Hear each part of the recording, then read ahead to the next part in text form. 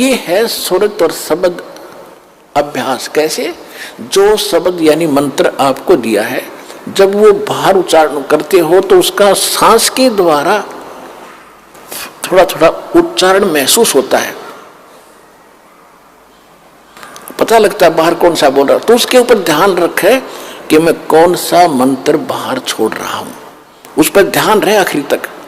जब तक दूसरा फिर चले तो उस पर ध्यान रहे कि अंदर कौन सा मंत्र ले रहा हूं। ये प्रैक्टिस करनी है। इसके करने से जब भी आप चाहोगे तुरंत शुरू हो जाएगा, और इस पर ये ध्यान भी रहेगा। जब मन चला गया तो सुरत नृत्य अपने आप रहेगी कि मैं कौन जाप कर रहा हूं, किसका है ये। इतने में ये तीनों चारों चीज इकट्ठी हो जाएंगी। और ऐसे जब अंदर लेते हो, ध्यान रहे मैं अंदर कौन सा मंत्र ले रहा हूं, सुरत रहे उसके ऊपर।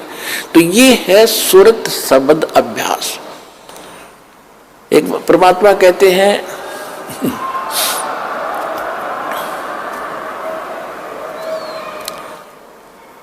एक डाल पे दो पक्षी बैठे, एक गुरु एक चेला रे, चेला तो चंचल है भाई, गुरु निरंतर खेला रे। फिर परमात्मा उत्तर देते हैं कि इस पद का वो भेद बताओ, कौन गुरु कौन चेला रे। और फिर आपे उत्तर दे रहे हैं, कह कबीर सुनो भाई साधो, शब्द गुरु चित चेला रे, शब्द गुरु चित चेला रे। आप उत्तर दे रहे हैं कि कौन है गुरु कौन है चेला। एक डाल पर दो पक्षी बैठे, एक गुरु एक चेला रे।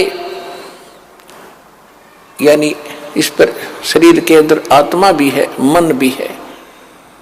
और यहां बताते हैं कि जब गुरुजी ने आपको मंत्र दे दिया तो इस मन को इस पे लगा, चित्त को इस शब्द पर, तब वो गुरु के द्वारा दिया गया तेरा जो मंत्र है वो इस मन का गुरु बना दे। शब्द गुरु चित चेला रे, जो नाम गुरु जी ने दे दिया उसमें केवल वही ध्यान रहे, वो कौन सा मंत्र मैं जाप कर रहा हूं, और मन को उसके जोड़ दे। तो ये है सुरत शब्द अभ्यास। यू एक बार आपने मंत्र इस ढंग से कर दिया, घना बड़ा नहीं है तो समझाने के लिए इतना विस्तार लगा है, सिर्फ इतना है, श्वास बाहर छोड़ा, कौन सा मंत्र जाप कर रहा हूं, बस अंदर कौन सा ले रहा हूं, अपने आप ध्यान गया तो सुरत नृत्य अपने आप आ गई इसके ऊपर। ये एक मंत्र बन गया आपका अनमोल, आपके खजाने में, भगवान के दरबार में, आपके अकाउंट में जमा हो गया। इसकी कितनी कीमत है, और आप तो दिन में पता नहीं 1000 करो, 2000 करो, 500 करो लगे ही रहते हो। और कितनी कीमत हो जाएगी आपके पास, कितना धन होगा उस मालिक के दरबार में जाने का। कहते सत्य नाम, वैसे वाणी में गरीबदास जी ने स्पष्ट नाम लिखा है। मैं तो वैसे इसलिए कोड वर्ड में बताया करता था कि कई बार अनजान व्यक्ति आ जाते हैं, वो सुन लेने से भी कोई लाभ नहीं होगा। विधि से बात बनेगी, अरदास से लेने के बाद ही इसका बात बनेगी।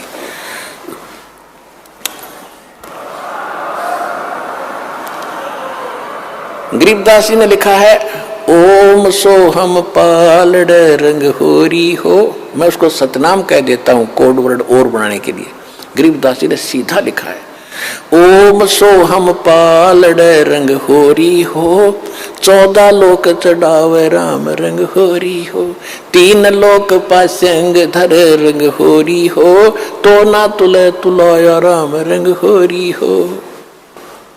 पृथ्वी लोक, स्वर्ग लोक और पाताल लोक, इन तीनों की कीमत रख दे एक तरफ। इनकी तो गिनती भी नहीं है, 3 लोक, इनकी तो गिनती नहीं। ये कितनी कीमत है। जैसे एक छोटी सी स्टेट का कोई मंत्री बन जाता है, हो फूला नहीं समाता, पता नहीं क्या पा गया, मुख्यमंत्री बन गया, और 5 साल के बाद मुंह लटका के फिर बैठ जाएगा गोड्डा में सर दर के। राजा लोग भी हुए थे, पूरी पृथ्वी के शासक हो गए, अंत में गधे बने और यहीं छोड़कर चले गए। कहते परमा, और यह स्वर्ग के इंद्र का होता है, स्वर्ग का राजा, वो भी गधा बनता है अपना पूरा समय करके। परमात्मा कहते ये तो हमारे सौदे में नहीं, जिनको तुम बड़ी महिमा मानते हो, राजा बन गया, मंत्री बन गया, मुख्यमंत्री बन गया, तो बच्चे खेल रहे हैं खिलौनों से। जिस दिन आपको ये ज्ञान होगा उस सच्चे भगवान का और सच्चे स्थान का और उस सुख का।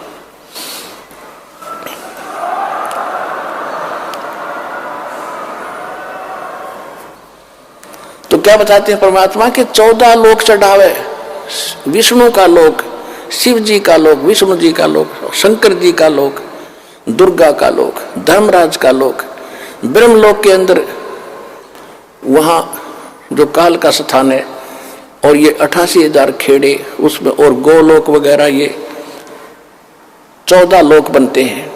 कहते इन 14 लोक की कीमत रख दे, यानी पूरे ब्रह्मांड में रख दे एक तरफ, और ये 3 लोक पृथ्वी स्वर्ग पाताल, ये तो पासंग, इनका ये तो सौदे में नहीं, इतनी कीमत है इसे एक मंत्र की। पासंग किसे कहते थे? क्योंकि आजकल बच्चे उस व्यवहार से निकल चुके हैं। पहले दास का जन्म था किसान परिवार में, जाट परिवार। हमारे पिताजी के पास ये सेठ लोग, बनिए लोग गेहूं, बाजरा, जवार, गुड़ ये खरीदने आते थे। तो पिताजी कहते थे भाई पहले अपनी तराजू है ना, तेरी तखड़ी तुला, इसको जांच कराओ, इसमें एरर ना हो, पासिंग ना हो। पासिंग माने एरर को ठीक करना।